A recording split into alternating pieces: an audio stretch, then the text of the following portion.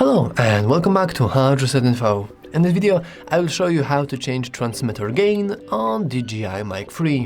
And let's begin!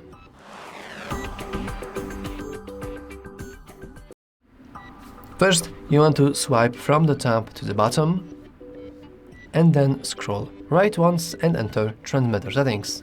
Now you want to also scroll down, scroll right once, and then click gain.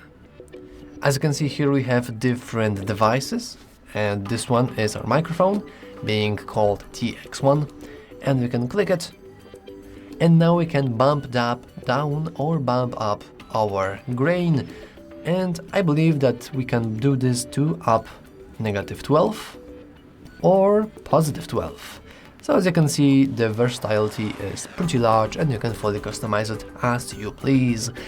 Anyway, that's all for this video. If you found it useful, make sure to give a like, subscribe, and as always, thanks for watching. See you next time.